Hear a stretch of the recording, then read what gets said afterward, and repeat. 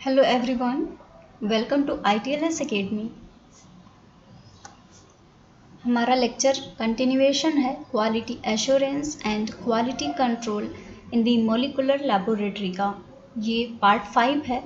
इससे पहले हम 4 पार्ट्स को पढ़ चुके हैं। आज के पार्ट में हम पढ़ने वाले हैं कैलिब्रेशंस के बारे में। तो चलिए स्टार्ट करते हैं अपना lecture.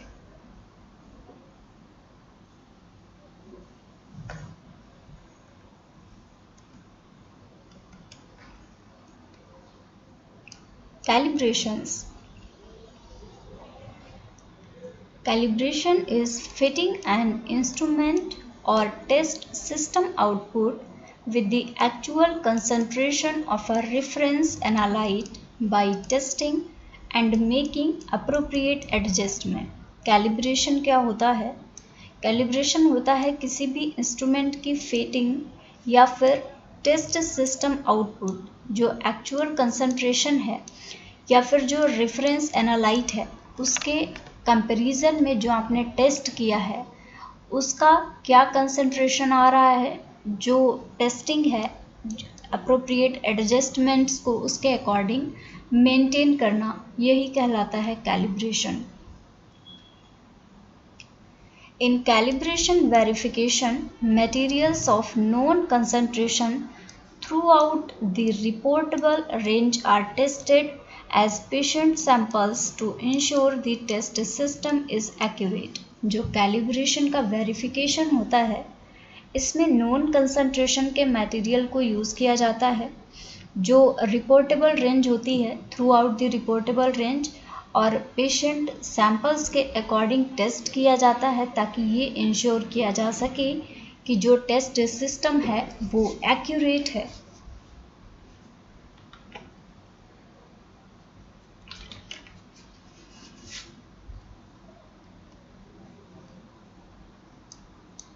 Recalibration is also required if proficiency or other quality control testing fails or in the event of major instrument malfunction and repair. Recalibration की भी ज़रूरत पड़ सकती है अगर जो प्रोफिशिएंसी है या जो अदर क्वालिटी कंट्रोल टेस्टिंग्स है वो फेल हो जाती हैं या फिर किसी भी इंस्ट्रूमेंट में माल फंक्शन देखा जाता है या उसकी रिपेयरिंग में माल फंक्शन देखा जाता है तो उस कंडीशन में रिकैलिब्रेशन की रिक्वायरमेंट होती है।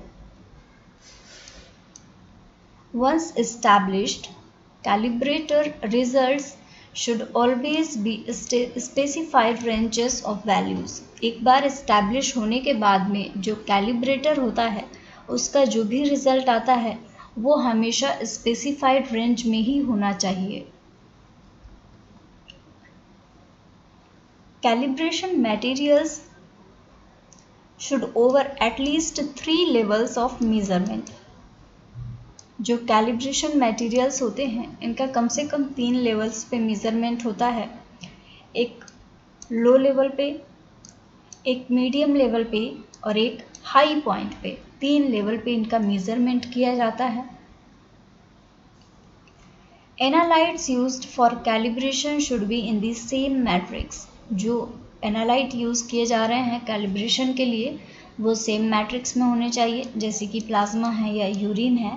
एज द पेशेंट स्पेसिमेन, जो पेशेंट का स्पेसिमेन है उसी के साथ में ही एनालाइट्स का भी यूज़ होना चाहिए। बात आती है रीजेंट्स की। When reagents are replaced in a test method, किसी भी टेस्ट मेथड में जब reagents को रिप्लेस किया जाता है then the new lot is ideally tested on a previously positive and negative specimen. जो नया लॉट सिस्टम आता है उसको previously positive and negative system के अकॉर्डिंग पॉजिटिव नेगेटिव स्पेसिमेंस के अकॉर्डिंग टेस्ट किया जाता है as well as the run control. इसके साथ ही रन कंट्रोल के अकॉर्डिंग भी इसको टेस्ट किया जाता है। Instructions on the preparation of reagents and the quantities used in each assay are included in the written laboratory protocols for each procedure. जो भी इंस्ट्रक्शंस होते हैं reagents के प्रिपरेशन के लिए और क्वांटिटीज़ यूज़ जो होती हैं उन क्वांटिटीज़ के लिए, तो हर एक ऐसे के लिए ये रीजेंट्स इंक्लूड किए जाते हैं। लेबोरेटरी के रिटन प्रोटोकॉल में हर एक प्रोसेस के लिए, हर एक प्रोसीजर के लिए। Lot numbers and working stocks of probes and primers used in amplification method are documented and matched to test performance in the runs in which they were used। जो lot numbers होते हैं और जो working stocks होते हैं probes के, इसके साथ ही साथ primers के, इनको amplification method में यूज़ किया जाता है और इनका documentation होता है proper, और टेस्ट परफॉर्मेंस से मैच करने के लिए इनको रन कराया जाता है उस मेथड में जहाँ पे कि उनका यूज़ किया जाना है। The sequences of primers and probes are also documented। जो सीक्वेंस होते हैं प्राइमर्स और प्रोब्स के, इनका भी डॉक्यूमेंटेशन किया जाता है। As any sequence errors made during ordering or synthesis of primers will adversely affect amplification specificity। क्योंकि अगर कोई भी सीक्वेंस एरर हुई, अगर आपने डॉक्यूमेंटेशन नहीं किया, क्योंकि पहले ही बताया जा चुका है कि प्राइमर्स और प्रोब्स का डॉक्यूमेंटेशन होता है। अगर डॉक्यूमेंटेशन नहीं हुआ और कोई भी सीक्वेंस एरर हो गई ऑर्डर के दौरान या प्राइमर्स की सिंथेसिस के दौरान, तो ये एम्प्लीफिकेशन प्रोसीजर जो आपका रन हो रहा है ये उसको बहुत एडवर्सली अफेक्ट कर सकती है। और यहाँ तक कि जो एम्प्लीफिकेशन के रिजल्ट्स होते हैं, even result in amplification failure, amplification का फेलियर का कारण भी बन सकती है।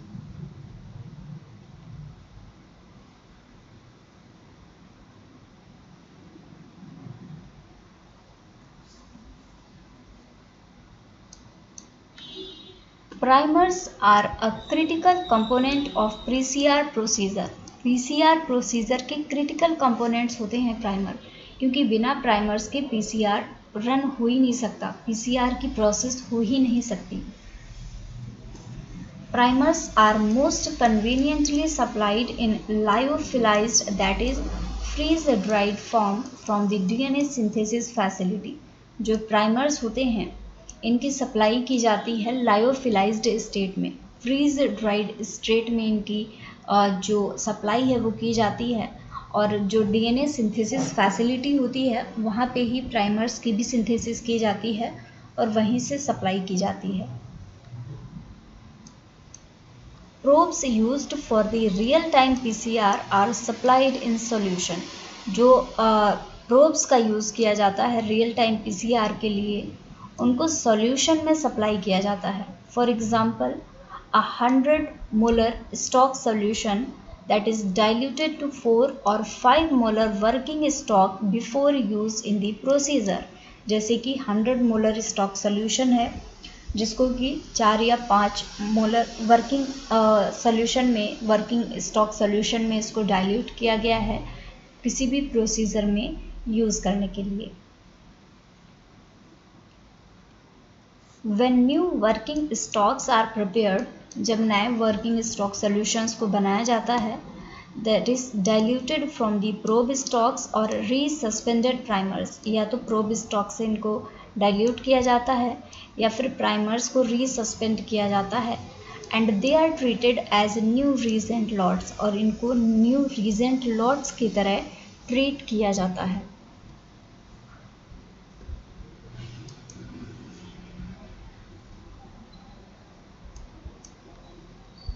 As is required for all reagents, instructions on preparation of primers, probes and working stocks along with the sequences and binding sites of primers and the expected size of the amplicons are documented as part of the written laboratory protocols। जो reagents होते हैं, सारे reagents के लिए requirement होती है कि instructions हो प्रॉपर, प्राइमर्स की प्रिपरेशन कैसी होनी है, प्रोब्स को कैसे प्रिपेयर करनी है, वर्किंग स्टॉक्स को कैसे प्रिपेयर करना है। साथ ही साथ में जो प्राइमर्स हैं उनकी बाइंडिंग साइट का सीक्वेंस क्या होगा, और जो एम्प्लीकॉन्स आपके बन के रेडी होंगे, एम्प्लीफिकेशन प्रोडक्ट होगा, उसका एक्सपेक्टेड साइज क्या होगा, ये सारे ही रिजल्ट्स के लिए ज़रूरी होता है। And these are documented as part of the written laboratory protocols. ये सारी चीज़ें डॉक्यूमेंटेड फॉर्म में होती हैं रिटन लेबोरेटरी प्रोटोकॉल्स की तरह।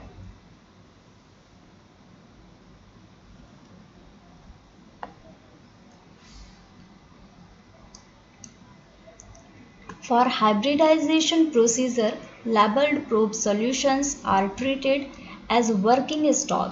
हाइब्रिडाइजेशन की अगर प्रोसेस की जा रही है तो उस केस में जो लेबल्ड प्रोब सॉल्यूशंस होते हैं वो वर्किंग स्टॉक की तरह ट्रीट किए जाते हैं and verified bye parallel analysis and old lots, और इनको पैरेलल एनालिसिस और ओल्ड लॉट्स की मदद से वेरीफाई किया जाता है। Fluorescence in situ hybridization probes are validated and verified according to recommended procedures. जो फ्रिस प्रोब्स होते हैं इनका वैलिडेशन किया जाता है, वेरिफिकेशन किया जाता है रिकमेंडेड प्रोसीजर्स के अकॉर्डिंग।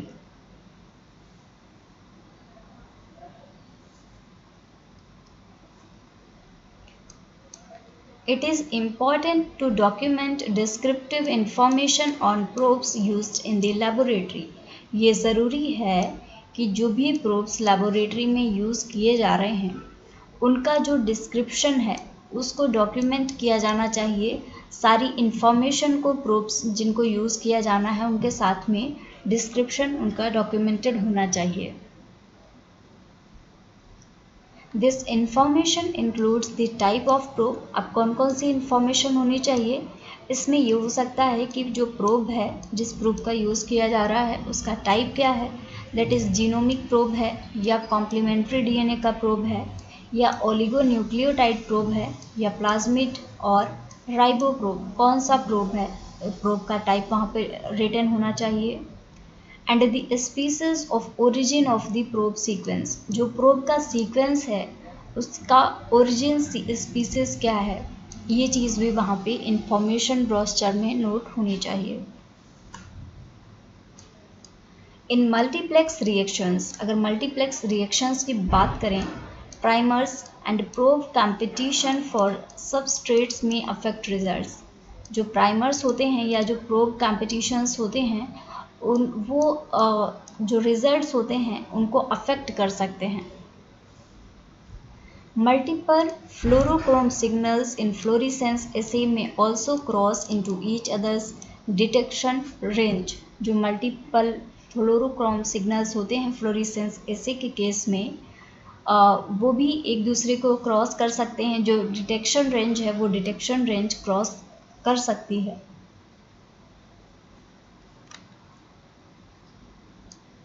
एनालाइट स्पेसिफिक रिजल्ट्स, जिनको कि ASR बोला जाता है, ये प्रोब्स होते हैं, प्राइमर्स होते हैं, एंटीबॉडीज़ होती हैं and other test components that detect a specific target. इसके अलावा अदर टेस्ट कंपोनेंट्स भी हो सकते हैं जो कि स्पेसिफिक टारगेट्स को डिटेक्ट कर सकते हैं, such as a cell surface protein और DNA mutation.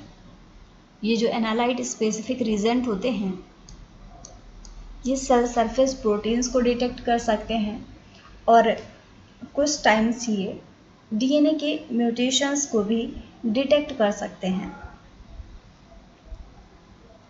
Analyte specific reagents comprise the active part of home brew test. जो ARS टेस्ट होते हैं ये होम ब्रू टेस्ट का एक्टिव पार्ट को कंप्राइज करते हैं।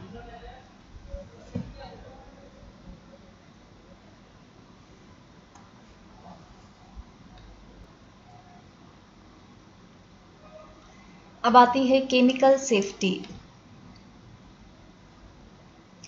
The national fire protection association, जिसको NFPA भी बोला जाता है, has developed a series of warning levels. इन्होंने बहुत सारे वार्निंग लेवल्स की सीरीज़ को डेवलप किया है for universal use on all chemical containers, ताकि सारे ही केमिकल कंटेनर्स पे इनको यूज़ किया जा सके। और ये यूनिवर्सल होते हैं, जो लेवल्स होते हैं ये हर जगह पे आपको एक ही जैसे देखने को मिलेंगे।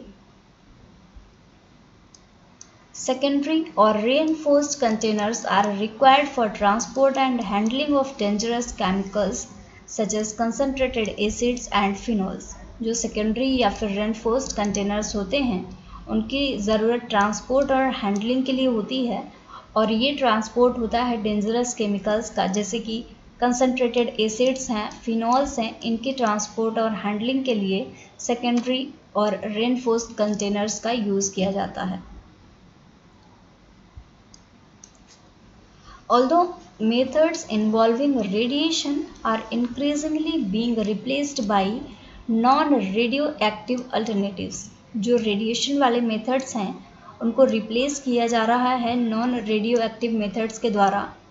Some laboratory procedures still use these agents. कुछ लेबोरेटरी प्रोसीजर्स ऐसे हैं जो कि अभी तक रेडिएशन वाले प्रोसेसेस का यूज़ करते हैं. फिगर की बात करते हैं. National fire protection Association hazard levels have 3 parts. 3 parts हैं. Level with number 0 to 4. एक ऐसा लेवल होता है जिसमें 0 से 4 तक का नंबर होता है. Depending on the amount of hazard from none to severe. जैसे कि यहाँ पे देख सकते हैं 0 से 4 तक के नंबर दिखाए गए हैं. इनका मतलब होता है कि जो लेवल है हैजार्ड का वो नन से सीवियर तक हो सकता है. The fourth section has 2 categories. जो फोर्थ सेक्शन है उसकी 2 कैटेगरी होती हैं स्पेशल हैजार्ड वाली. O indicates a strong oxidiser. O का मतलब होता है कि वहाँ पे स्ट्रॉन्ग ऑक्सीडाइजर प्रेजेंट है which greatly increases the rate of combustion, जो कि कंबस्टन की बर्निंग के रेट को बहुत अच्छे से इंक्रीज कर सकता है. This taken W symbol indicate dangerous reactivity with water. W का मतलब होता है कि यहाँ पे जो चीज़ प्रेजेंट है वो वाटर के साथ में डेंजरस रिएक्टिविटी शो करती है which would prohibit the use of water to extinguish a fire in presence of this chemical, जो कि प्रोहिबिट करेगी वाटर के यूज़ को किसी भी फायर एक्सटिंग्विशर के टाइम पे किसी भी केमिकल के प्रेजेंस में.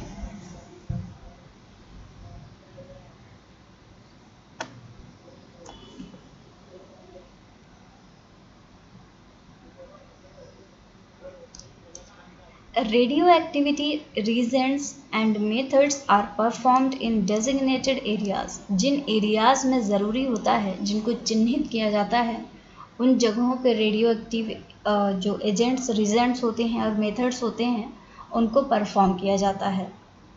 Working surfaces are protected with absorbent papers. जो वर्किंग सरफेसेस होती हैं उनको एब्जॉर्बेंट पेपर्स की मदद से प्रोटेक्ट किया जाता है.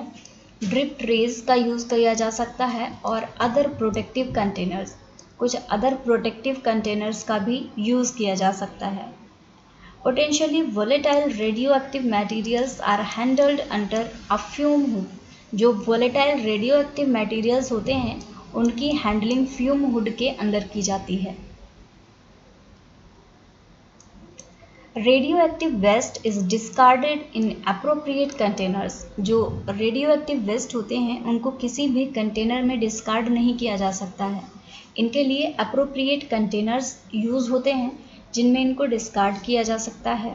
ये सेपरेट होते हैं, सेपरेट फ्रॉम नॉर्मल ट्रेस. जहाँ पे नॉर्मल ट्रेस को डिस्कार्ड किया जाता है वहाँ पे रेडियोएक्टिव ट्रेसेस को डिस्कार्ड नहीं किया जा सकता अकॉर्डिंग टू रेगुलेशंस, क्योंकि ये रेगुलेशंस हैं. Some isotopes with short half-lives may be stored over approximately 7 half-lives. कुछ आइसोटोप्स जिनकी की हाफ लाइफ शॉर्ट होती है उनको स्टोर किया जाता है लगभग 7 हाफ लाइफ्स तक. Checked for residual emission. Residual emission के लिए इनको चेक किया जाता है. And then discarded with regular waste. और फिर इनको रेगुलर वेस्ट के साथ में डिस्कार्ड किया जा सकता है.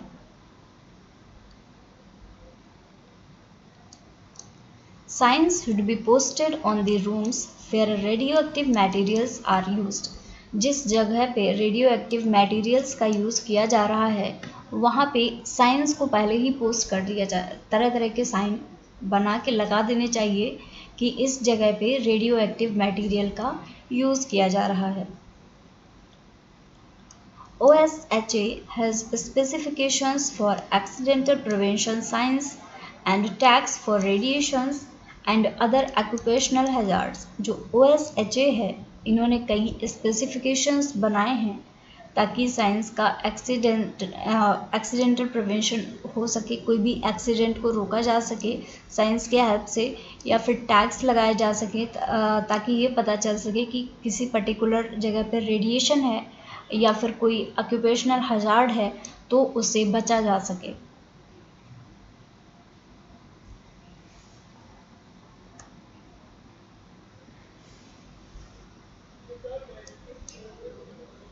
Laboratory personnel working with the radioactive material should receive special training। जो laboratory personnel होते हैं जो रेडियोएक्टिव मटेरियल्स के साथ में वर्क कर रहे हैं उनको स्पेशल ट्रेनिंग्स प्रोवाइड की जाती हैं for safe handling डिकंटेमिनेशन and disposal of radiation, ताकि वो रेडियोएक्टिव मटेरियल की सेफ हैंडलिंग कर सकें, डिकंटेमिनेशन वाले इन्वायरमेंट में रहें and disposal of radiation, radiation का प्रॉपर डिस्पोजल हो सके।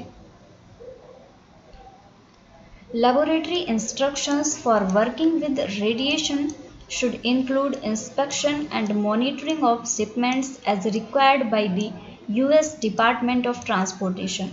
Laboratory instructions जो होते हैं रेडिएशंस के साथ में वर्क करने के लिए, इसमें इंस्पेक्शन आता है, मॉनिटरिंग आता है, जो भी शिपमेंट है, जो चीज़ें एक जगह से दूसरी जगह पे भेजी जा रही हैं उनका प्रॉपर इंस्पेक्शन, उनकी प्रॉपर मॉनिटरिंग जैसा कि यूएस डिपार्टमेंट ऑफ ट्रांसपोर्टेशन ने बताया है उसके अकॉर्डिंग ही किया जाता है। Technologist wear gloves, lab coat and safety glasses. जो टेक्नोलॉजिस्ट होते हैं ग्लव्स को वियर करते हैं, लैब कोट्स और सेफ्टी ग्लासेस को वियर करते हैं when handling radioactive solutions, जब रेडियो एक्टिव सॉल्यूशंस की हैंडलिंग कर रहे होते हैं। Radiation badges are worn when handling 1.0 MCI और more। रेडिएशन बैजेस को पहना जाता है जब 1 MCI रेडिएशन को हैंडल किया जा रहा होता है या फिर इससे ज़्यादा के रेडिएशन को हैंडल किया जा रहा होता है।